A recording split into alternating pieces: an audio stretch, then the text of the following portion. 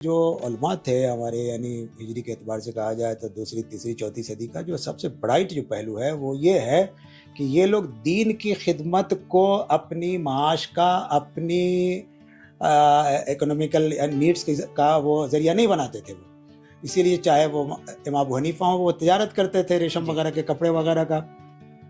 اسی طرح سے اکثریت کے ناموں میں آپ دیکھیں گے کوئی تیل بیچنے والا ہے، فلاں زیات ہے یا خصاف ہے، موچی ہے، بہت بڑا فقیہ بہت بڑا عالم ہے اور جوتا سینے کا کام کرتا ہے، تیل بیچنے کا کام کرتا ہے، ہوٹل چلاتا ہے، کھلوانی یعنی روٹیاں نانبائی کا کام کرتا ہے. اس طرح سے وہ پیسہ پیدا کرتا ہے اپنی ضرورت کے لیے اور دین کی خدمت کو بھی اس سے الگ رکھتا ہے. یہ بات بالکل صحیح ہے کہ مدارس کا یہ احسان ہے، یہ بڑا کنٹریبیوشن ہے مسلم سوسائٹی کے لیے کہ غریب ترین جو ہے بالکل پورسٹ آف دا پور جو فیملی کے جن کو سرے سے پڑھنے ہی کا کوئی امکان نہیں ہوتا، مدارس یہ امکان یہ اپرچونیٹی ان کو دیتے ہیں، وہ پڑھاتے ہیں، پورا خرچ یہ ذہن میں رہنا چاہیے کہ پورا خرچ وہ اٹھاتے ہیں ان کا پڑھاتے ہیں. کہ ہماری جو 1200-1300-1400 سال کی روایت ہے، جو اس کو معمولی سا بھی اس کا طالب علم ہوگا تو وہ دیکھے گا کہ ہمارا پورا ٹریڈیشن کس طرح سے ایوالو ہوتا رہا ہے، کیسے کیسے زمانے کے تقاضے کے تحت اس میں تبدیلیاں ہوتی رہی، ہر طرح سے تبدیلیاں ہوتی رہی یہاں تک آئے. اب لوگ جو ہے 200 سال یا 150 سال کی چیزوں کو پکڑ لیتے ہیں، اپنے پورے اس روشن ماضی کو گولڈن پیریڈ کو بھول جاتے ہیں کہ ہم نے کس طرح سے دنیا کو بنایا. دیوبند کے جو اکابر جو بڑے لوگ تھے ان کے ذہن میں ایسا نہیں تھا کہ گویا جو سلیبس ہم اس وقت طے کر رہے ہیں اب قیامت تک کے لیے ایسا ہوگا اور ہمیشہ کے لیے ایسا چلتا رہے گا. جیسا کہ ہم نے بتایا کہ بانی جو تھے ہمارے مولانا قاسم نانوتوی، ان کا یہ تھا کہ یہ ابھی کی ضرورت ہے لیکن ظاہر ہے کوئی ایسی مقدس چیز نہیں ہے یہ کہ جس میں کوئی تبدیلی، یہ قرآن تو نہیں ہے، کوئی قرآن تو ہے نہیں بھائی. آپ اپنی سوسائٹی کی ضرورت کے تحت آپ اس کو، لیکن ہر روح ایسی رہنی چاہیے، اس سے کوئی سمجھوتا نہیں کیا جا سکتا. یہ عام طور سے لوگوں کو غلط فہمی ہے، ان کو لگتا ہے کہ درس نظامی وہی درس نظامی ہے جو شروع کیا گیا تھا. سو ایسا نہیں ہے. درس نظامی آگے چل کر کے وہ تبدیل ہوتا رہا اور اس میں جو خاص طور سے اس طرح کی کتابیں تھیں وہ کافی نکل گئیں، کافی تبدیلیاں ہوتی رہی ہیں تب سے لے کر کے آج تک.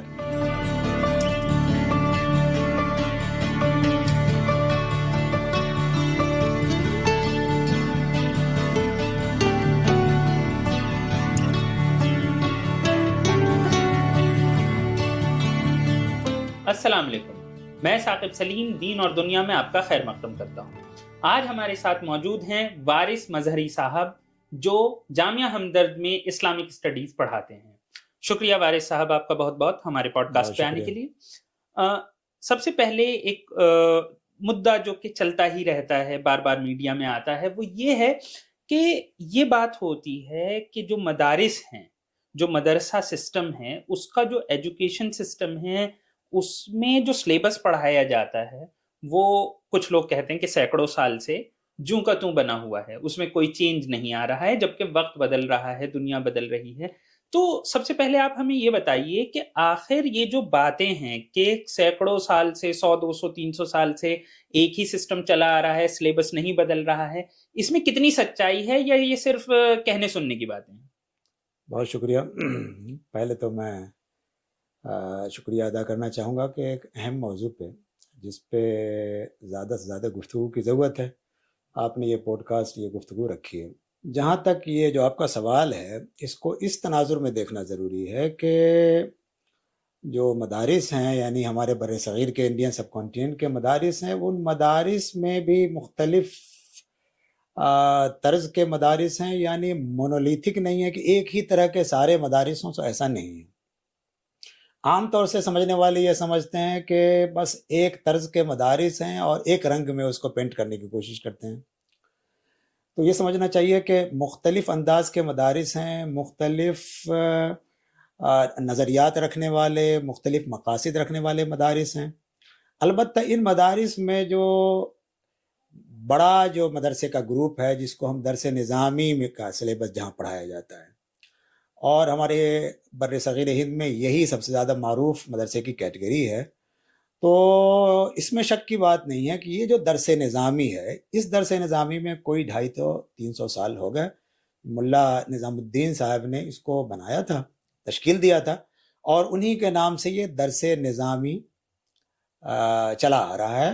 اور جو دیوبندی بریلوی جو مدارس ہیں وہ عام طور سے 95% وہ اسی کو انہوں نے اڈاپٹ تو کیا ہوا ہے. دیوبندی اور بریلوی دونوں مدارس میں عام طور پر عام طور سے یہی درس نظامی چلتا ہے. دارالعلوم میں بھی یہی ہے. بالکل دارالعلوم میں بھی یہی ہے. ہاں لیکن جیسے ندوہ کی شاخیں سب ہیں بہت سارے, یا اسی طریقے سے اہل حدیث کے بہت سارے مدارس ہیں, شیعہ کے بہت حضرات کے بہت سارے مدارس ہیں, ان کا کوئی تعلق درس نظامی سے نہیں ہے. وہی میں بتانا چاہتا ہوں کہ اس میں فرق ہے.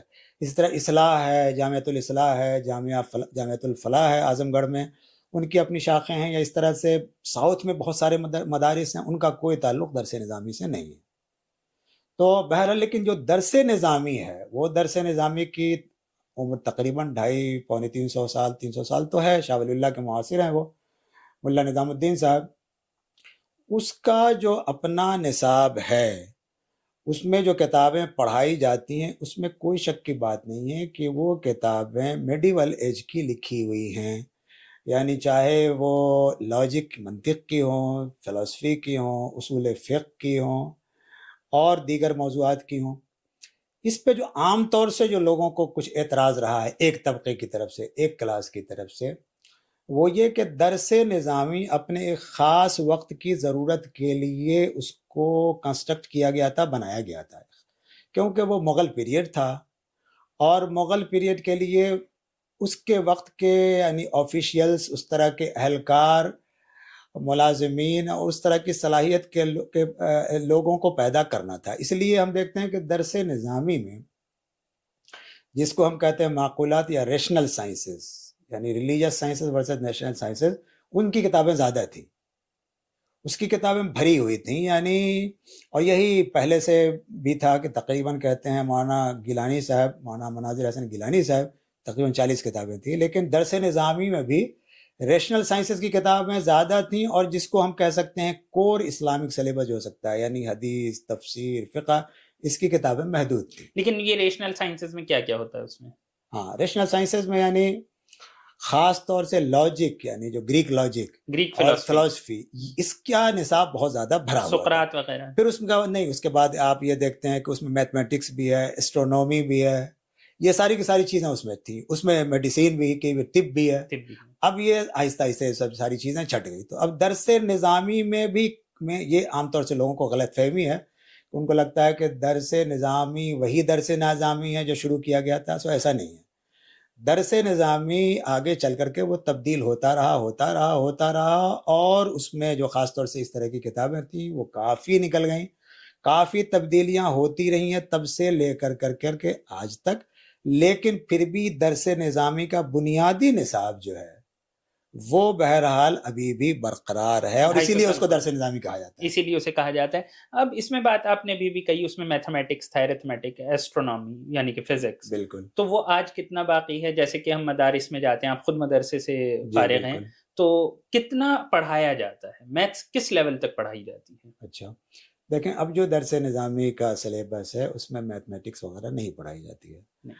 اب جو ہے یہ ہوا ہے کہ جہاں سے ہم عربی اول یعنی پہلی کلاس جو عربی کی شروع ہوتی ہے, اس سے پہلے کچھ فارسی کے درجات ہیں, جس میں کچھ فارسی پڑھائی جاتی ہے, کچھ اردو پڑھائی جاتی ہے, اور اس طرح سے کچھ چیزیں پڑھائی جاتی ہیں. لیکن یہ 7 یا 8 سال کا جو ایک نصاب درس نظامی کا اس وقت چل رہا ہے, چاہے وہ بریلوی مدارس ہوں چاہے دیوبندی مدارس ہوں, اس میں اب کوئی ایسٹرونومی یا کوئی فزکس اور کوئی میتھمیٹکس اس طرح کی چیزیں نہیں پڑھائی جاتی. لیکن ہم یہ دیکھتے ہیں کہ درس نظامی, اور اس سے پہلے اگر صرف انڈیا ہی کی بات کریں تو مغل یعنی سلطنت پیریڈ, مغل پیریڈ, ان تمام میں یہ سب چیزیں شامل تھیں, پڑھائی جاتی تھیں, جس کو بعد میں دھیرے دھیرے کم کر دیا گیا. اور اسی لیے یہ بات آپ کے ذہن میں رہنا چاہیے, ہمارے سامعین کے ذہن میں, کہ جب دیوبند قائم ہوا 1866 میں, تو اس وقت جب انہوں نے سلیبس بنایا تو اس طرح کی چیزوں کو انہوں نے ہٹایا, کم کیا. جب کم کیا تو اس پہ اعتراض پیدا ہوا, اور خود جو بانی تھے, جو فاؤنڈر تھے, ان پہ یہ ہوا کہ آپ جس طرح کا سلیبس لا رہے ہیں یہ تو ہمارے ٹریڈیشن میں ہے نہیں, ہمارے جو چلا رہا ہے پورا ہندوستان کا, اور اس سے پہلے اس میں تو ایسا سلیبس تھا جس میں یہ ساری چیزیں پڑھائی جاتی تھی. تو مولانا قاسم نانوتوی رحمۃ اللہ علیہ کا ان کا یہ کہنا تھا کہ اصل میں بات یہ ہے کہ اس وقت جو یہ انگریزی حکومت ہے, برٹش حکومت ہے, اس نے جو دینی نظام کا جو تھا, تعلیم کا نظام تھا, اس کو اس نے کافی کمزور کر دیا ہے. تو اس وقت اس بات کی ضرورت ہے کہ پہلے اس پہ فوکس کیا جائے. ان کا جملہ ہے کہ جو دیوار گر رہی ہے وہ دینی تعلیمی نظام گر رہا ہے, اس کی دیوار گر رہی ہے. پہلے ہمیں اس دیوار کو مضبوط کرنا ہے, کھڑا کرنا ہے, پھر ہم دیکھیں گے. تو لیٹر اسٹیج میں وہ کریں گے, لیکن ابھی یہ نہیں کریں گے. لیکن وہ لیٹر اسٹیج اب تک نہیں آیا. لیکن وہ لیٹر اسٹیج نہیں آیا. وہ نہیں آیا. لیکن یہاں پہ ایک امپورٹنٹ چیز اب یہ ہے کہ آپ یہ کہہ رہے ہیں کہ پہلے ایسا تھا کہ اس میں میتھمیٹکس بھی تھی, فزکس بھی تھی, پھر یہ چلا گیا. لیکن کیا ٹھیک ہے قاسم نانوتوی صاحب نے جو کہا, تو کیا بعد میں کبھی یہ ضرورت محسوس نہیں ہوئی کہ یہ ساری چیزیں واپس انٹروڈیوس کی جائیں؟ اور وقت کے ساتھ فزکس بھی آگے بڑھی, انڈسٹریل ریولوشن اس کے بعد آیا ہے, اور دنیا میں ٹیکنالوجی اس کے بعد آئی ہے, اور اب تو اس میں کمپیوٹر بھی آ گیا ہے, انٹرنیٹ بھی آ گیا ہے. کیا یہ سب چیزیں مدارس میں انٹروڈیوس کرنے کی کبھی خاص بات نہیں ہوئی؟ نہیں, دیکھیے خاص بات محسوس تو کی گئی. یعنی دیوبند نے کافی امپیکٹ ڈالا, اور اس کا جو شہرہ ہوا ہم یہ دیکھتے ہیں پورے ہندوستان میں. پھر دیوبندی طرز کے مدارس اتنی تیزی سے کھلتے ہوئے چلے دنیا گئے, میں کھلے. اب اس کے بعد ایک کلاس ابھر کر کے انٹلیکچوئلس کی سامنے آئی, علماء کے سامنے آئی, اور ان کو لگا کہ یہ والا حصہ تو مضبوط ہو گیا کافی, لیکن دوسری طرف اب کمزوری ہو رہی ہے. یعنی ہمارے پاس ایک تو اچھے اسکولز چاہیے پڑھنے کے لیے, یونیورسٹیز ہونی چاہیے. یہ وہ خاص طور سے جب علی گڑھ تحریک آئی تو, کہ ہمارے پاس جو ہے, کیونکہ مدارس والے تو زیادہ سے زیادہ 5-7% ہیں, 10% ہیں, لیکن یہ 90% تو یہ ہیں. تو ایک تو یہ ہوا کہ زیادہ سے زیادہ وہ کھولنا چاہیے, ان لوگوں کا مطالبہ یہ تھا. دوسرے یہ ہوا کہ نہیں, مدرسے کا بھی جو سلیبس ہے اس میں بھی تبدیلی آنی چاہیے. یعنی ہمارے پاس ایسے علماء کی ضرورت ہے کہ جو مسجد اور مدرسے کے ساتھ ساتھ آج کی ماڈرن سوسائٹی میں بھی اپنا رول پلے کرنے کے قابل ہوں. تو ہم یہ دیکھتے ہیں کہ اسی بنیاد پہ مثال کے طور پہ ندوۃ العلماء قائم ہوا. یعنی علماء ہی کی ایک کلاس کو محسوس ہوا کہ نہیں صاحب, ضرورت اس بات کی ہے ایک ماڈرن ٹائپ کا ایک سلیبس سامنے آنا چاہیے جو ہمارے ٹریڈیشن سے بھی جڑا ہوا ہو پوری طرح سے, لیکن جو ماڈرن ریکوائرمنٹس ہیں ان کو بھی لے کر کے چلنے والا ہو. لیکن کیا ہوا, لیکن ہوا یہ کہ انہوں نے تو بڑی زبردست طریقے سے تحریک چلائی, اور خاص طور سے شبلی کی یہ فکر تھی جو ان کی پوری تحریروں میں ہے کہ ہمیں ایسا مدرسہ چاہیے. ان کا جملہ یہ ہے کہ ایسا مدرسہ چاہیے کہ جس کا ایک حصہ مغربی ہو, یعنی مغربی کا مطلب کہ ویسٹ میں جو چیزیں پڑھائی جا رہی ہیں یہ سب چلے ماڈرن سوسائٹی کو ایڈریس کرنے والی, اور ایک حصہ مشرقی ہو. کہتے ہیں دونوں کا ملغوبہ چاہیے. تو انہوں نے بہت کوشش کی ندوہ کو اس انداز میں بنانے کی, لیکن بعد میں ان کا یہ شکوہ تھا کہ انہوں نے کہا کہ بہت افسوس کی بات ہے کہ ندوۃ العلماء بھی دیوبند بن گیا. ان کا یہ کہنا تھا, جملہ ہے ان کا تقریباً اس طرح کا. تو ہوا یہ کہ آگے چل کر کے دیوبند کا اتنا زور, اتنا امپیکٹ, اتنا یہ رہا کہ اس کے بالمقابل جو کوشش ہوئی وہ کوشش اتنی مضبوط سطح پہ آگے نہیں بڑھ پائی, وہ اتنی مضبوط نہیں ہوئی. اب اس کی وجہ کیا ہے کہ کیوں یہ سسٹم, جیسے آپ نے کہا بہت بار کوشش ہوئی, علامہ شبلی نعمانی ہیں, اس کے علاوہ جہاں تک مجھے یاد پڑتا ہے عبید اللہ سندھی جیسے لوگوں نے بھی بات کی ہے, شاید سجاد نعمانی صاحب نے بھی ایک زمانے میں اس کے بارے میں لکھا, لیکن وحید الدین خان صاحب بھی ایک آئے اور کافی لکھا, کافی کہا, کافی کوششیں بھی ہوئیں, کچھ انسٹیٹیوشنز بھی بلڈ کرنے کی باتیں ہوئیں, لیکن ان سب نے وہ اثر نہیں ڈالا. تو یہ کیا وجہ ہے کہ ایسی کسی بھی کوشش کی جو فالوئنگ ہے وہ اتنی نہیں ہو پائی, بلکہ جو ٹریڈیشنل جو تھا کہ نہیں بدلنا ہے اب بس, اس کی فالوئنگ زیادہ ہوتی رہی؟ اس کی کیا وجہ آپ مانتے ہیں؟ یہ بہت اہم سوال ہے واقعی, اس کو ہمیں غور کرنا چاہیے, اس پہ بحث کی ضرورت ہے کہ ایسا کیا ہوا کہ تبدیلی آگے چل کر کے نہیں آئی. ایک بات ذہن میں رہنا چاہیے کہ جو مثال کے طور پہ دیوبند کے جو اکابر جو بڑے لوگ تھے, ان کے ذہن میں ایسا نہیں تھا کہ گویا جو سلیبس ہم اس وقت طے کر رہے ہیں اب قیامت تک کے لیے ایسا ہوگا اور ہمیشہ کے لیے ایسا چلتا رہے گا. جیسا کہ ہم نے بتایا کہ بانی جو تھے ہمارے مولانا قاسم نانوتوی, ان کا یہ تھا کہ یہ ابھی کی ضرورت ہے, لیکن ظاہر ہے کوئی ایسی مقدس چیز نہیں ہے یہ کہ جس میں کوئی تبدیلی, قرآن تو نہیں ہے, کوئی قرآن تو ہے نہیں بھائی, آپ اپنی سوسائٹی کی ضرورت کے تحت آپ اس کو, لیکن ہاں روح ایسی رہنی چاہیے, اس سے کوئی سمجھوتا نہیں کیا جا سکتا, لیکن اس کے خد و خال میں فیچرز میں تبدیلی تو آئے گی. لیکن ہوتا کیا ہے جو وہ یہ ہوتا ہے آگے چل کر کے اس پہ ایک تقدس کا رنگ طاری ہو جاتا ہے. بعد میں اس پہ کئی دفعہ بحثیں ہوئیں, اور آپ دیکھیں گے جو اس موضوع پہ کتابیں لکھی گئی ہیں تو وہاں اس بات کو کہ وہاں پھر یعنی آگے کی جنریشن نے یہ ہوا کہ نہیں, ہمارے اکابر نے, ایلڈرز نے, بڑے لوگوں نے جو کیا ہے اور اسی سلیبس کو پڑھ کے یہ پیدا ہوئے وہ پیدا ہوئے اتنے بڑے لوگ پیدا ہوئے, تو اب اس تبدیلی کی ضرورت کا کیا ہے یہ آپ کہ نے جو اکابر نے کر دیا ہے اب اس کو زیادہ ہاتھ یہ لگانے آپ کی نے ضرورت بہت ہی اچھی بات کہی ہے. عام طور پہ جب یہ بحث چلتی ہے میڈیا میں, خاص طور پہ سوشل میڈیا میں, تو ہم یہ دیکھتے ہیں بہت سے لوگ جو اس بات کا فیور کرتے ہیں کہ اب مدارس میں چینج نہیں آنا چاہیے. ایک تو مزیدار چیز یہ ہے کہ اس میں بہت سے لوگ جو سوشل میڈیا پر یہ لکھ رہے ہوتے ہیں وہ ڈاکٹر یا انجینئر ٹائپ کے لوگ ہوتے ہیں جو خود مدارس میں گئے تک نہیں ہوتے, لیکن وہ کہتے ہیں مدارس کو بچانا ہے. بالکل. پہلا سوال تو یہ ہے کہ انہیں پتہ ہی کیا ہے اس کے بارے میں. لیکن دوسرا سوال یہ ہے, وہ جو ابھی آپ نے کہا, وہ یہ کہتے ہیں کہ اسی مدرسے سے پڑھ کر یہ پیدا ہوئے وہ پیدا ہوئے, جنہوں نے تاج محل بنایا وہ بھی تو مدرسے. تو یہ ساری جب باتیں شروع ہوتی ہیں تو وہ کہیں نہ کہیں یہ کہنا چاہتے ہیں کہ چینج کی ضرورت نہیں ہے یا ہمیں ایسی چیزوں کی ضرورت نہیں ہے. یہ سوچ کیوں پیدا ہوتی ہے, آپ کو کیوں لگتا ہے؟ اور ایسے لوگ عام طور پہ یہ باتیں کر رہے ہوتے ہیں جو کہ خود مدرسے میں نہیں گئے ہوتے. یہ کہاں سے شروع ہوتا ہے, کیوں ہے ایسا, یہ سوچ کہاں سے پیدا ہو رہی ہے؟ دیکھیے یہ تو ایک طبقہ ہے جو صحیح بات یہ ہے کہ مدارس کی ٹریڈیشن سے, اس کے روح سے, اس کے مزاج سے, اس کے سلیبس سے واقف نہیں ہے. جب تک وہ اس پورے صحیح پرسپیکٹو میں اس کو نہ دیکھے, پورے ٹریڈیشن کو نہ سمجھے, صحیح بات یہ ہے کہ وہ مدارس پہ بولنے کی اہلیت نہیں رکھتا. یعنی ہمارے یہاں جو عام طور سے جو میڈیا میں آپ دیکھتے ہیں چیخ چلا کر کے بولنے والے لوگوں کی ایک بہت بڑی تعداد جو رہتی ہے, وہ لوگ ہیں کہ جو صحیح معنی میں اس سے بالکل واقف ہی نہیں ہیں. جو واقف لوگ ہیں اور وہ ایک معتدل سوچ رکھتے ہیں, اور ان کو یہ محسوس یہ ہوتا ہے کہ مدارس کا چاہے وہ ماضی میں یا چاہے موجودہ دور میں اس کا جو رول ہے وہ بہت ہی امپورٹنٹ رول ہے, اور مسلم سوسائٹی کے لیے وہ ایک ریڑھ کی ہڈی کی حیثیت رکھتا ہے جس کو کسی بھی طرح سے اس کے رول کو محدود یا کم نہیں کیا جا سکتا. تو ان کے پیش نظر زیادہ سے زیادہ یہ بات ہے کہ اس کو موجودہ دور میں کے تقاضوں کے مطابق کس طرح سے کچھ اپ ڈیٹ کرنے کی ضرورت ہے.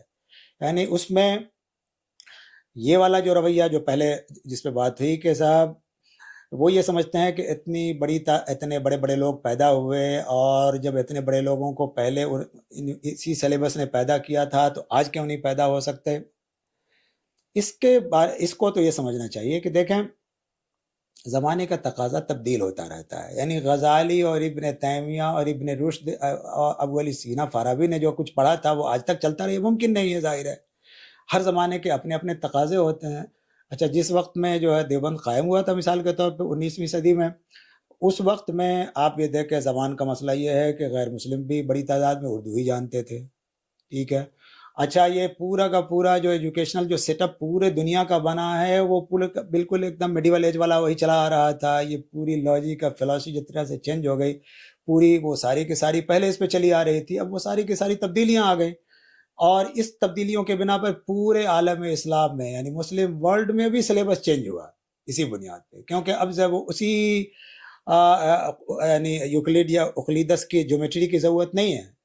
اب تو آج کو وہ ایسٹرونومی اب کب کی ختم ہو چکی, اب جو وہ فزکس ہے وہ کب کی ختم ہو چکی ہے. نئی فزکس اب ہم ایرسٹوٹیلین فزکس کو لے کر کے بیٹھے ہوئے ہیں, اے آئی کا دور ہے, اب تو اے آئی کا دور ہے. تو یہ تقاضے کے تحت یہ ہوتا ہے کہ مدارس کے جو بنیادی چیزیں ہیں اس کی روح کو برقرار رکھتے ہوئے, یعنی اس کا جو ریلیجس جو اسٹرکچر ہے اس کو برقرار رکھتے ہوئے, اور جو اس کے فیچرز میں تبدیلیاں ہے. لیکن خود جو مدارس کا بنیادی مقصد یہ ہے کہ اس میں سے اچھے علماء پیدا ہوں جو قرآن پہ, حدیث پہ, فقہ پہ, اصول فقہ پہ, یعنی علوم دین پہ گہری نگاہ رکھنے والوں. بنیادی مقصد تو یہ ہے. اس کا یہ مقصد ہی نہیں ہے کہ ڈاکٹر پیدا ہو, انجینئر پیدا ہو, بڑے یہ پیدا ہو جائیں, وہ پیدا ہوتے. جو لوگ ایسا مطالبہ کرتے ہیں وہ غلط کرتے ہیں. لیکن مدارس اس کے لیے نہیں. ایک سوال یہ اٹھتا ہے کہ مدارس بہت ہیں, مطلب سینکڑوں ہزاروں مدارس ہیں پورے ہندوستان میں بھی اور ہندوستان کے باہر بھی. جیسا آپ نے کہا کہ اس کا کام یہ ہے کہ علماء دین پیدا کرے, مفتی پیدا کرے, مولانا پیدا کرے, محدثین پیدا کرے. لیکن اب سوال دوسرا یہ اٹھتا ہے کہ آخر کتنے مولانا یا مفتی ہر سال ان مدارس سے نکل رہے ہیں, اور کتنوں کی ضرورت سچ میں ہماری سوسائٹی کو ہے, اور हमारी सोसाइटी कितनों को एक तरीके से इकोनॉमिकली सस्टेन कर सकती है? बहुत तो सही, इसके बारे में आपका बहुत क्या अहम कहना है? सवाल है, इसे पहले नहीं पूछा गया और मैं समझता हूँ कि ये बहुत अहम सवाल है कि जिसको अच्छी तरह से गौर व फिक्र इस पे करना चाहिए। हुआ ये है कि देखिए, जिस वक्त मदरसा कायम हुआ था उस वक्त तो जैसा कि हमने बताया इसकी ज़रूरत थी और बरस बरस तक ज़रूरत थी, क्योंकि हमारे पास ऐसी खेप चाहिए थी, और ख़ास तौर से जब इस्तेमार के दौर ने, कॉलोनियलिज्म ने जिस तरह से इस्लामिक ट्रेडिशन को नुकसान पहुंचाया, जिस तरह से दीनी ढांचा बिल्कुल टूट फूट करके बिखर गया, तो हमें ज़रूरत ज़्यादा से ज़्यादा थी कि ऐसे बाशऊर उलमा पैदा हों जो इस कमी को पूरा कर सकें। मौलाना कासिम ननौतवी के इसमें लफ्ज़ों में कि उस ढाई हुई दीवार को दोबारा खड़ा कर सकें। लेकिन अब ये देखें कि मिसाल के तौर पर हिंदुस्तान आज़ाद हो गया 1947 में, तो उससे पहले की जो ज़रूरत थी या उसके बाद की ज़रूरत में फ़र्क है यकीनी तौर पे। फिर ये हुआ कि मदरसे का जो मूवमेंट शुरू हुई या उसके बाद जो मदरसे कायम हुए, तो इतनी बड़ी तादाद में कायम हुए कि हिंदुस्तान के गोशे गोशे में फैल गए। सही बात यह है कि अगर मुसलमानों ने यहाँ एक बड़ा काम उलमा ने किया है, तो जो एक मुल्क की सतह पे एक जो नेटवर्क मदरसे का जिस तरह से कायम हो गया, किसी चीज़ का और कायम नहीं हुआ। तो अब हम ये देखते हैं कि इस कदर मदरसे के हैं, आप छोटी से छोटी जगह पे भी आप देखेंगे तो कई मदरसे कायम हैं। यानी यूं कहा जाए कि आपको 2-4 गलियों में जाए तो हर दूसरी तीसरी गली में कोई मदरसा नज़र आता है, मकतब नज़र आता है। लेकिन हुआ ये कि उसके मुकाबले में हमारे यहाँ अच्छे स्कूलों की इतनी बड़ी कमी पैदा हो गई कि सारी कौम अब इस पे मुतवज्जे होने लगी, पैसे उसमें सारे जाने लगे। छोड़िए, मेरा सवाल ये है कि हॉस्पिटल्स की भारी कमी है मुस्लिम्स के इलाकों में। बिल्कुल, हॉस्पिटल्स जो कि सबसे महंगी चीज है आज के दौर में। तो मैं ये नहीं कह रहा हूँ कि मदारिस ना हो, लेकिन मान लीजिए जैसा आपने कहा गली गली में मदारिस हैं, तो अब उन मदारिस में से अगर 10 पैसे 2 कम कर लिए जाएं तो हम देखते हैं कि इतनी ज़्यादती है कि अगर एक मदरसे में मुलाजमत का जॉब के लिए कोई एक निकलता है, इश्तिहार निकलता है, तो आप देखेंगे सैकड़ों की तादाद में उसमें वो होते हैं। और उसके लिए क्या क्या, वैसे तो और चीज़ों में भी होता है, ऐसी ये नहीं है, लेकिन हम ये देखते हैं कि एक बहुत बड़ी तादाद फजला की, उलमा की इतनी बड़ी तादाद है जिनके पास, सही बात यह है कि इतने मदरसे नहीं हैं कि जहाँ उनकी खपत हो सके, कंजप्शन हो सके। और ये बात सुनने में जैसी भी अजीब लगे, लेकिन ये रियलिटी है कि बहुत बड़ी तादाद में जो मदरसे मकातिब कायम हुए हैं, वो इस ज़रूरत के तहत कायम हो गए हैं कि साहब मदरसे कायम करने के बाद वो चंदे आते हैं और चंदे से उनकी ज़रूरत पूरी होती है, चंदे से उनकी ज़रूरत पूरी है। इसलिए बहुत बड़ी तादाद में मदरसे इसलिए भी कायम हुए हैं। तो कहने का मकसद ये है कि मदरसे यानी उलमा की सतह पर हमारी सोसाइटी पूरी तरह से खुद कफील है, बल्कि ज़रूरत से ज़्यादा है। तो उन्हें इसलिए आप देखिए कि इस कदर दारुल इफ्ता वगैरह खुल गए हैं। आज से 50 साल पहले, 40 साल पहले कुछ नहीं थे। अब ऑनलाइन इफ्ता चल रहा है, जितने चाहो आप सैकड़ों की तादाद में मुफ्ती पैदा करो, जितने हजार की तादाद में और सवाल उलमा पैदा करो। एक और सवाल इसके आसपास चलता है, जब ये सारी डिबेट्स आती हैं, पूरे शोर में डेटा छुप जाता है। डेटा ये कहता है, आखिरी डेटा तक ये है कि हिंदुस्तान में मुसलमानों में लगभग 2.5% ही बच्चे मदारिस जाते हैं, जो आखिरी डेटा भी अब 20 साल से ज्यादा पुराना है। तो वो जो डेटा है वो ये कहता है लगभग 2.5% एक बहुत बड़ा नंबर तो नहीं है। तो लेकिन 2.5% तब भी बड़ा नंबर है, हिंदुस्तान बहुत बड़ा मुल्क है। तो 2.5% बच्चे अगर मदारिस में जा रहे हैं, तो दूसरी तरफ मुद्दा ये है कि वो ज्यादातर बच्चे ऐसे इकोनॉमिक बैकग्राउंड से आते हैं जो कि स्कूल्स की फीस नहीं दे पाते हैं। बहुत सी केसेस में वो यतीम भी हैं, इसी वजह से मदारिस जो हैं वो ज़कात का पैसा बड़े आराम से ले पा रहे हैं। तो ये जो चीज़ है कि क्या हम इस वजह से ये सिलेबस चेंज नहीं कर पा रहे हैं या ऐसी चीज़ें वहाँ इंट्रोड्यूस नहीं कर पा रहे हैं क्योंकि उन बच्चों के वालिदैन बहुत मजबूत नहीं हैं। अगर वो भी किसी अफसर के या मंत्री के बच्चे होते तो शायद स्कूल का जैसे सिलेबस चेंज करवा दिया जाता है वो हो जाता है। क्या आपको ऐसा लगता है कि हम अपनी सोसाइटी के, अपने मुस्लिम माशरे के उन बच्चों पर ध्यान नहीं दे रहे हैं जिनके माँ बाप वो पैसा खर्च नहीं कर पा रहे हैं, इसलिए सिलेबस चेंज नहीं हो रहा है? हाँ, देखें یہ بات بالکل صحیح ہے کہ مدارس کا یہ احسان ہے، یہ بڑا کنٹریبیوشن ہے مسلم سوسائٹی کے لیے کہ غریب ترین جو ہے بالکل پورسٹ آف دا پور جو فیملی کے جن کو سرے سے پڑھنے ہی کا کوئی امکان نہیں ہوتا، مدارس یہ امکان یہ اپرچونیٹی ان کو دیتے ہیں، وہ پڑھاتے ہیں، پورا خرچ یہ ذہن میں رہنا چاہیے کہ پورا خرچ وہ اٹھاتے ہیں ان کا، پڑھاتے ہیں۔ لیکن اسی کے تعلق سے پھر یہ سوال یہ پیدا ہوتا ہے کہ جیسا کہ آپ نے بتایا 2.5%، آپ مان لیں 3%، 4%، تو اتنے کی تو آپ نے کفالت کر دی ہے اور آپ نے بڑا کام کیا، اس میں کوئی شک کی بات نہیں ہے۔ سوال یہ ہے کہ پھر اس کے بعد جو اگر 98 یا 96% جو بچتے ہیں تو جو چاہتے ہیں کہ مدرسے کے علاوہ ہمیں دوسرے اسٹریم میں جا کر کے پڑھنا ہے، تو ان کو بھی تو وہاں بھی تو یتیم ہیں، غریب ہیں، فقیر ہیں، تو ایسا کیوں نہ ہو کہ ہمارے پاس اس طرح سے بڑی تعداد میں اسکول بھی ہوں کہ جہاں اسی طرح کے فقیر غریب طلباء کی کفالت کرتے ہوئے ان کو جدید تعلیم دی جائے، کیونکہ آپ یہ تو نہیں کر سکتے کہ سارے غریبوں کو اٹھا کر کے مدرسے میں لے آئیں اور ان سب کو مولانا بنا دیں، سب کو مولانا بنا دیں۔ اگر آپ نہ تو اٹھا کر کے لا سکتے ہیں اور نہ ہی یہ ضرورت ہے کہ سارے کو آپ مولانا بنا دیں، بالکل اس کی ضرورت نہیں ہے۔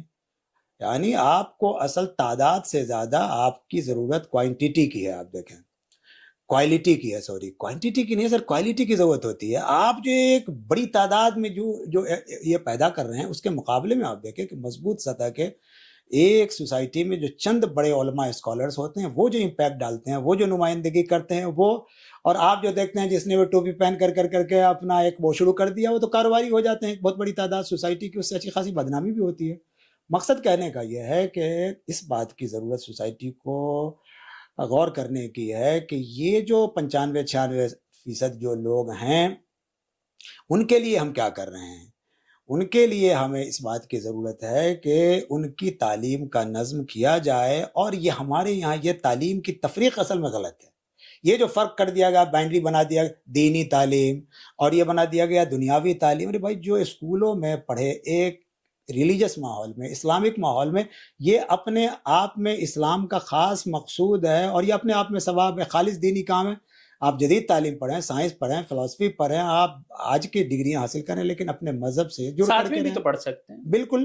اچھا، اس پر اہم بات یہ کہ آپ یہ دیکھیں کہ آپ نے اس طرح کے جو بہت ہی ٹریڈیشنلسٹ ٹائپ کے جو مدرسے بنا رکھے ہیں یہاں تو ہے، لیکن دنیا مسلم ورلڈ کے دوسرے حصوں میں نہیں ہے۔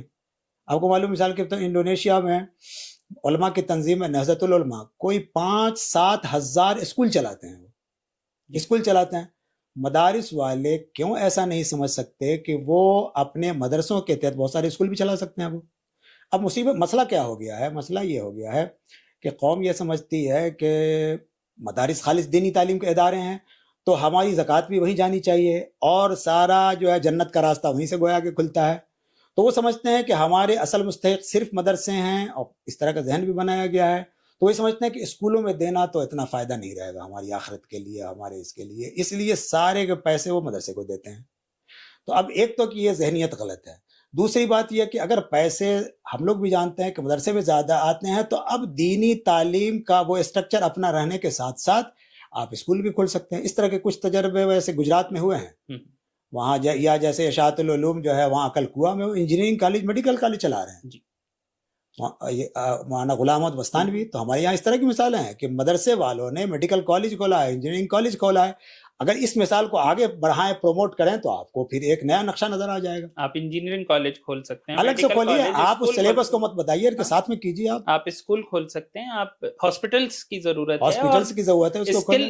ایک اور چیز ہے، ایک اور سوال ہے میرا، جہاں تک جب ہم نے تاریخ دیوبند پڑھی تو ہم نے یہ بات پڑھی، اب یہ آپ بہتر بتائیں گے کہ اب کے کیا حالات ہیں، کہ وہاں پر اسکل ڈیولپمنٹ کے لیے کچھ نہ کچھ سکھایا جاتا تھا، جیسے کتابیں کی بائنڈنگ جو زمانے میں ہوتی تھی اب تو نہیں ہوتی ہے، اب تو ضرورت ہی نہیں ہے اس کی دنیا میں، جوتے کی سلائی یا ایسی یا کڑھائی، درزی کا کام، کڑھائی کا کام، تو وہ سکھایا جاتا تھا تاکہ انسان صرف اس پر کہ وہ کہیں امامت کرائے، اس کے علاوہ اور بھی اس کے پاس روزگار کا طریقہ ہو جو اس زمانے میں ضرورت تھی۔ تو کیا آج کے وقت میں بھی ایسے اسکل ڈیولپمنٹ پروگرام مدارس فالو کرتے ہیں، خاص طور پہ یہ بڑی بات ہے۔ یہ دیکھیں کہ دارالعلوم دیوبند کے جو یعنی ایلڈرز تھے جنہوں نے قائم کیا، تو ان کے ذہن میں یہ پہلو سامنے تھا کہ مسئلہ معاش کا پیدا ہوگا، اس لیے ضرورت اس بات کی ہے کہ کچھ نہ کچھ کسی سطح پہ ہمیں اسکل ڈیولپمنٹ کے نام پہ چیزیں رکھیں. اس لیے انہوں نے کتابت اور درزی اور یہ کام سب سارا کا سارا رکھا. کچھ چیزیں لیکن اب کیا ضرورت، اب یہ تھا کہ اگر یہ 150 سال پہلے ایسے کیا گیا تھا یا 100 سال پہلے ایسا کیا گیا تو آج کے ضرورت میں پھر اس کو ہمیں اس کی نئی شکلیں کس طرح سے انٹروڈیوس جیسے کرنا ہے. کمپیوٹر کی کوڈنگ ہوئی. بالکل بالکل. تو آپ آج جو ہمارے یہاں اسکل ڈیولپمنٹ کے جو کورسز چل رہے ہیں آپ اس کو شامل کیجئے، آپ کسی بھی درجے میں کچھ شامل کیجئے، کیونکہ یہ تو خود آپ ہی نے اس کو شامل پہلے کیا تھا. ظاہر ہے اب آج کتابت ہمارے اس میں بھی دور میں بھی کتابت چلتی تھی، اب تو ختم ہو گیا کتابت کا، یہ ہاتھ سے تو کتابت ختم ہو گئی ساری چیزیں. اب درزی بن کر کے کوئی کیا کرے گا؟ یہ جلد سازی کتابوں کا جلد سازی کا تو کیا ختم کرے ہی گا؟ ہو گیا ہے. درزی کا تو پھر بھی کام موجود ہے لیکن جلد سازی کا جلد تو سازی کا بالکل ختم ہو گیا. تو آپ اسی کو ریپلیس کرنا ہے. جی. لیکن ہوتا یہ ہے کہ جب ایک گیپ پیدا ہو جاتا ہے اور جو پہلے کی چیزیں کچھ اس طرح مقدس ٹائپ کی چیز بن جاتی ہے تو پھر لوگ نئی سوچ پنپ نہیں تو وہ پاتے. اسکل دیکھیں ڈیولپمنٹ دیوبند میں بھی طب کا یہ تھا نا کالج تھا، طبیہ کالج تھا، وہ بھی اسی ضرورت کو پورا کرتا. نہیں اب نہیں ہے. نہیں، طبیہ کالج اب الگ سے کر پہلے دیا وہ ہے. دارالعلوم دیوبند کا حصہ تھا، اب وہ اب الگ تو کچھ ہے. پرائیویٹ لوگوں نے اپنے طور پہ اب وہ الگ ہے تھوڑا. ہاں وہ کچھ ہے. یعنی ہوا یہ کہ یہ معاش والا اکنامکس والا جو پہلو تھا مدارس کے نگاہ سے بالکل دب گیا کہ اس کو سلیبس میں شامل کر کر کے ہمیں کچھ کرنا ہے. ہمارے پورا یعنی سلطنت مغل پیریڈ وغیرہ میں بھی آپ دیکھیں گے تو ہر جگہ طب وغیرہ چیزیں تھیں اور سلیبس بھی اسی لیے اس طرح سے بنایا گیا تھا کہ وہ صرف مسجد اور مدرسے کی بنیاد پہ زندگی گزارنے والے نہ ہوں بلکہ مین اسٹریم سوسائٹی میں وہ اپنی حیثیت منوا سکیں اور اسی سے ان کی ضرورت پوری ہو سکے. اب جو مدرسے سے جو لوگ نکل رہے ہیں ان کی ضرورت سوسائٹی میں یہ ہے کہ وہ مدرسے سے نکل کے مدرسے میں چلے جاتے ہیں. جی مسجدوں میں جاتے ہیں. جیسا کہ آپ نے کہا نا کہ طب پڑھایا جاتا تھا، مطلب ایک حصہ تھا، لیکن اب طب کو بھی اگر ہم دیکھیں تو 150 سال پہلے یونانی طب کی ایک جگہ تھی. بالکل. آج کے وقت میں وہ جگہ ایلوپیتھ نے لے لی ہے جسے ہم ماڈرن سائنس کہتے ہیں. تو MBBS ہے، MD MS ہے. تو اب اس کی پڑھائی ہو، اس چیزوں کے لیے کچھ تیاری کی جائے، لیکن اس سب کی بھی ضرورت نہیں ہے. دیکھیے ہماری جو 1200 1300 1400 سال کی روایت ہے، جو اس کو معمولی سا بھی اس کا طالب علم ہوگا تو وہ دیکھے گا کہ ہمارا پورا ٹریڈیشن کس طرح سے ایوالو ہوتا رہا ہے، کیسے کیسے زمانے کے تقاضے کے تحت اس میں تبدیلیاں ہوتی رہی، ہر طرح سے تبدیلیاں ہوتی رہی یہاں تک ہے. اب لوگ جو ہے 200 سال یا 150 سال کی چیزوں کو پکڑ لیتے ہیں، اپنے پورے اس روشن ماضی کو، گولڈن پیریڈ کو بھول جاتے ہیں کہ ہم نے کس طرح سے دنیا کو بنایا. اس سویلائزیشن کو بنانے میں ہمارا کتنا بڑا رول رہا، انہی علماء کا جو مدرسوں سے نکلتے تھے یہ وہ. اور زیادہ تر علماء اگر دیکھیں تو ایسا نہیں ہے کہ وہ صرف قرآن اور حدیث کے ماہر ہونے کی وجہ سے زندگی بسر کرتے تھے. جیسے آپ دیکھیے امام ابو حنیفہ خود تاجر تھے. بہت اہم یعنی یہ اور زیادہ تر لوگ کچھ نہ کچھ کرتے تھے. بالکل. جو علماء تھے ہمارے یعنی ہجری کے اعتبار سے کہا جائے تو 2ری 3ری 4 صدی کا جو سب سے برائٹ جو پہلو ہے وہ یہ ہے کہ یہ لوگ دین کی خدمت کو اپنی معاش کا، اپنی اکنامیکل نیڈز کا وہ ذریعہ نہیں بناتے تھے. وہ اسی لیے چاہے وہ امام ابو حنیفہ ہوں وہ تجارت کرتے تھے ریشم وغیرہ کے، کپڑے وغیرہ کا. اسی طرح سے اکثریت کے ناموں میں آپ دیکھیں گے کوئی تیل بیچنے والا ہے، فلاں زیات ہے یا خصاف ہے، موچی ہے، بہت بڑا فقیہ، بہت بڑا عالم ہے اور جوتا سینے کا کام کرتا ہے، تیل بیچنے کا کام کرتا ہے، ہوٹل چلاتا ہے، حلوانی کو یعنی روٹیاں نانوائی کا کام کرتا ہے. اس طرح سے وہ پیسہ پیدا کرتا ہے اپنی ضرورت کے لیے اور دین کی خدمت کو وہ اس سے الگ رکھتا ہے. اب ہمارے یہاں کیا ہو گیا؟ ہمارے یہاں یہ ہو گیا کہ جو ایک عالم ہے، جو اسکالر ہے، وہ ایسا کام نہیں کر سکتا. وہ تو کہے گا کہ صاحب میں کیسے جا کر کے یہ کام کروں گا، چاہے مجھے چندہ کر کے کھانا پڑے گا لیکن یہ محنت مجھ سے نہیں ہوگی کہ میں جا کر کے وہ تجارت کروں گا، دکان چلاؤں گا اور مجھے یہ کروں گا وہ کروں گا. جبکہ طریقہ محنت کا تھا، دوسرے طریقہ محنت کا تھا. بالکل بالکل. اچھا اس لیے اس کا فائدہ کیا تھا جانتے ہیں؟ اس کا بہت بڑا فائدہ یہ تھا کہ یہ لوگ جو ہے چونکہ اپنی بنیاد پہ جیتے تھے نا، کسی دوسرے کے وہ ماتحت نہیں ہوتے تھے، نہ تو گورنمنٹ کے ماتحت ہوتے تھے، نہ کسی ادارے کے اس طرح سے ہوتے تھے. تو وہ انڈیپینڈنٹ ہوتے تھے. ان کی آواز جو ہوتی تھی اپنے ضمیر کی آواز ہوتی تھی، کیونکہ کسی کے محتاج نہیں ہوتے تھے. وہ اپنی بنیاد پہ اپنے ضمیر پہ جیتے تھے اور اپنی ان کی ایک اوپینین یا یہ ہوتی تھی. حکومت ان سے ڈرتی تھی کیونکہ ان کا محتاج نہیں تھے، سوسائٹی کے بھی وہ آپ کے محتاج نہیں تھے. یہاں تو صورتحال یہ ہے کہ اگر آپ نے، یہ بھی بہت اہم پہلو ہے، آپ نے کچھ ایسی باتیں اگر کہہ دیں جو عوام کو پسند نہیں آنے والی ہیں تو آپ کا چندہ کم ہو جائے گا. تو اس لیے آپ ایسی بات نہیں کر سکتے ایک محتمم ایک کوئی ادارہ چلانے والا، کیونکہ اس کا بستانوی پورا صاحب خرچ اسی پہ آتا ہے، بستانوی چندہ سے صاحب آتا اس ہے. کا ایک ایگزامپل ہے شاید. بالکل، جہاں ایک کوئی ایسی بات آپ نے کہی، آپ کا چندہ کا مسئلہ ہے، آپ جانتے ہیں کہ یہ بات غلط ہے، سماج میں تبدیلی آنی چاہیے، یہ غلط ہو رہا ہے، غلط ہو رہا ہے، بولتے اس لیے نہیں، عوام خفا ہو جائیں گے، عوام خفا ہوں گے تو ہمارے ادارے پہ مسئلہ پیدا ہو جائے گا. یہ بہت بڑا مسئلہ ہے. خیر، یہ سب باتیں ہوئی، بہت آپ کا وقت لیا. ایک چھوٹا سا سوال جو ہم عام طور پہ سبھی سے کرتے ہیں، ہمارے پروگرام کا نام ہے دین اور دنیا. دین اور دنیا میں کتنا بیلنس ہو سکتا ہے، ہو بھی سکتا ہے، نہیں ہو سکتا ہے؟ یہ سوال مطلب گھسا پیٹا بھی ہو چکا ہے لیکن آج بھی ریلیونٹ ہے. تو آپ یہ بتائیے، آپ کے حساب سے دین اور دنیا کا بیلنس کتنا پاسبل ہے، اور اگر ہے تو آپ اسے کس طریقے سے بیلنس کرتے ہیں؟ دیکھیے، قرآن میں تو کہا گیا ربنا آتنا فی الدنیا حسنہ وفی الآخرۃ حسنہ. تو قرآن میں تو یہ کہا گیا کہ تم کو دنیا کی بھی اچھائی حاصل کرنا ہے اور آخرت کی بھی اچھائی حاصل کرنا ہے. اس طرح قرآن میں کہا گیا لا تنس نصیبک من الدنیا، دنیا کا جو تمہارا حصہ ہے اس کو تمہیں نہیں بھولنا ہے. ایسا نہ ہو کہ تم آخرت کے فکر میں دنیا ہی کو چھوڑ دو ایک دم، کہ بس جو کچھ بھی ہے بس چپ چاپ مرنے کے بعد کی سوچیں، کہ نہیں، تم کو اس کے بارے میں بھی سوچنا ہے. اس طرح حدیث میں کہا گیا ہے دنیا مزرعۃ الآخرہ، کہ دنیا جو ہے وہ کھیتی ہے آخرت کی. تو کہنے کا مقصد یہ ہے کہ دین اور دنیا یہ دونوں ایک دوسرے کا انٹیگرل پارٹ ہیں، بالکل ایک دم. یعنی آپ ایک کی بنیاد پہ دوسرے کو نہیں چھوڑ سکتے، دوسرے کی بنیاد پہ پہلے کو نہیں چھوڑ سکتے. آپ کو دنیا میں بھی اپنا ایک بہت ہی کنسٹرکٹیو رول پلے کرنا ہے، اس سے پورا حصہ وصولنا ہے. یعنی یہ کہ دنیا جس طریقے سے آگے بڑھ رہی ہے اس کے شانہ بشانہ قدم سے قدم ملا کے چلنا ہے. جو اس کی ضروریات ہیں، جو ترقیات مختلف واک آف لائف میں ہو رہی ہیں، آپ کو اس کا ساتھ دیتے ہوئے چلنا ہے. ان تمام چیلنجز کو آپ کو سمجھنا اور جھیلنا ہے. یعنی دنیا میں آپ کو ایک انسانیت کے لیے، اپنی سوسائٹی کے لیے، اپنے ملک کے لیے جو کچھ کرنے کی ضرورت ہے وہ بھی آپ کو کرنا ہے، اور اس کے ساتھ ساتھ خدا اور رسول کو بھی نہیں فراموش کرنا ہے، اپنے بعد کے والی زندگی کو بھی. لیکن یہاں جو آپ کو رول پلے کرنا ہے اپنے ملک، اپنی سوسائٹی، اپنی انسانیت کے لیے، اپنے مذہب کے لیے، وہ آپ کو کرنا ہے دنیا کے لیول پہ. اس لیے دونوں ایک دوسرے کا ایک پارٹ ہیں، انٹیگرل پارٹ ہیں، جن کو الگ نہیں کیا ہے. دونوں کمپلیمنٹری ہیں. کمپلیمنٹری ہیں. بہت بہت شکریہ وارث صاحب آپ کا. یہ وارث مظہری صاحب تھے جو کہ خود مدرسے کے فارغ تھے اور اس کے علاوہ وہ یونیورسٹی سے بھی پڑھے ہیں، تو وہ اچھے سے سمجھ سکتے ہیں کہ مدرسے میں کیا ہوتا ہے. بہت سارے مسکانسیپشنس انہوں نے ہمارے ختم کیے کہ آخر یہ جو مدرسے کا سلیبس ہے یہ کیا ہوتا ہے، اس کے اندر کیا پڑھایا جاتا ہے، کتنی تبدیلی پچھلے 250 سال میں آئی ہے، کیا یہ سب جگہ پڑھایا جاتا تھا اور کتنی ضرورت ہے. اس سب کے لیے ان کا بہت بہت شکریہ. اور اسی کے ساتھ یہ ہمارا ایپیسوڈ یہیں ختم ہوتا ہے. اگلے ایپیسوڈ میں پھر ملاقات ہوگی، تب تک کے لیے خدا حافظ.